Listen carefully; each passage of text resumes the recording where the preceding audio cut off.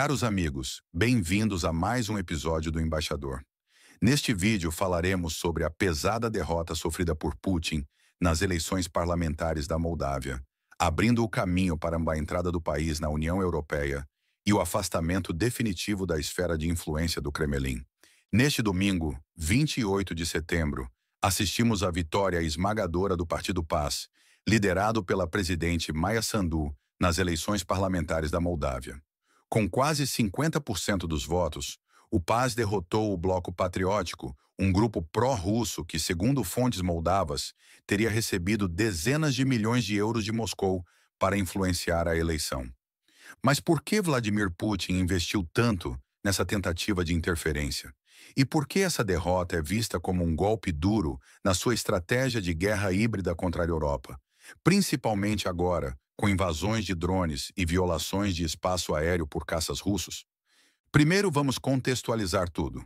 A Moldávia, um pequeno país encravado entre a Ucrânia e a Romênia, tem sido há décadas um tabuleiro de xadrez para Moscou, desde o colapso da União Soviética.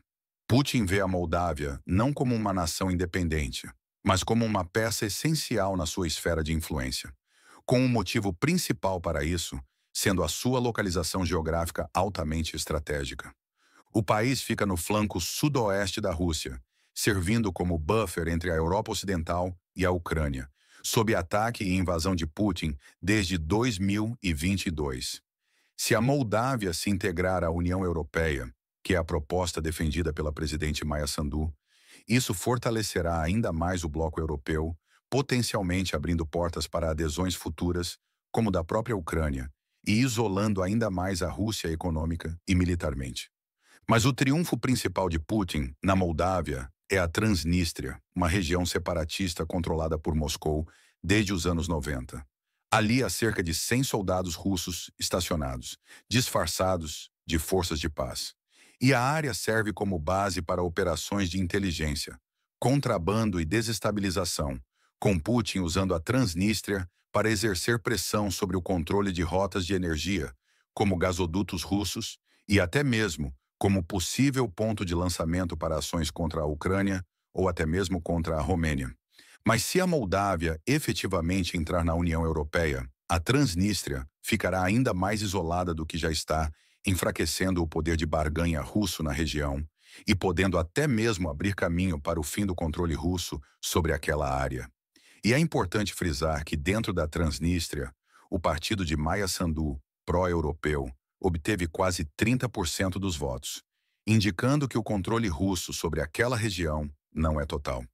Putin investiu pesado nas eleições moldavas, com estimativas falando em dezenas de milhões de euros em propaganda nas redes sociais, fake news, cyberataques e até compra de votos. Tudo com o objetivo de impedir a adesão moldava à União Europeia, que Sandu promove ativamente, e preservar a Moldávia como um estado tampão contra a expansão ocidental. Mas por que essa derrota eleitoral, neste atual momento específico, é vista como um soco no estômago para a estratégia de guerra híbrida de Putin contra a Europa? Guerra híbrida, para quem não lembra, é o arsenal não convencional de Moscou contra o Ocidente, misturando desinformação, interferência eleitoral, cyberataques, pressões econômicas e provocações militares. Tudo para desestabilizar a Europa, mas sem ataques mais diretos que poderiam mergulhar a região na guerra. E a Moldávia era justamente um teste perfeito para essa estratégia de guerra híbrida russa. Mas apesar da forte interferência russa, o PAS venceu com folga, mostrando que as táticas de Putin falharam. Isso não só reforça o caminho europeu da Moldávia, como também expõe as limitações da máquina de influência russa, principalmente em um país com forte desejo de integração à União Europeia. E em um contexto mais amplo, essa derrota russa chega em um momento especialmente crítico. Como sabemos, agora em 2025, Putin intensificou as provocações contra a Europa, incluindo invasões de drones russos no espaço europeu de membros da OTAN, como Polônia e Romênia, causando danos em casas, forçando o fechamento de aeroportos e elevando o nível de alerta militar em todo o leste europeu. Além disso, caças russos violaram o espaço aéreo estoniano e sobrevoaram navios alemães no Mar Báltico, criando uma sensação de impunidade e testando a unidade e a força de resposta da Aliança Atlântica. Todas essas ações fazem parte da guerra híbrida russa, que envolve semear o medo, dividir aliados e minar a confiança pública nos governos europeus. A vitória de Sandu na Moldávia, no entanto, é um contraponto, demonstrando a resistência europeia diante das investidas russas. E para Putin, isso significa que a sua narrativa de inevitável influência russa está se desfazendo, forçando a escalar riscos em outras frentes, como no Báltico e no leste europeu. Em resumo, Putin queria a Moldávia para manter um pé na porta da Europa, usando a Transnistria como alavanca e evitando que o país se tornasse um exemplo de sucesso democrático pró-Europa.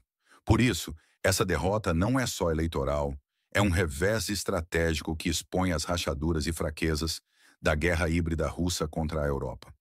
Se ainda não está inscrito no canal, inscreva-se já e acione o sino das notificações para não perder nenhuma novidade. Mare, tocmai de aceea investește atât de multe resurse în alegerile din Republica Moldova și nu poate fi această miză legată doar de Republica Moldova. E clar că această miză este legată în primul rând de războiul din Ucraina. Rusia vrea să preia controlul asupra puterii în Moldova ca să poată folosi Moldova împotriva Ucrainei, dar și împotriva unor state ale Uniunii Europene, pentru că aici ar putea să instruiască oameni pe care să-i trimită pentru tot felul de acțiuni ilegale în statele Uniunii Europene. Ar putea să lanseze de aici drone, așa cum face astăzi din Belarus înspre statele Uniunii Europene. Cunoaștem că Rusia poate face mult rău și își dorește să controleze Republica Moldova pentru ca să ne folosească.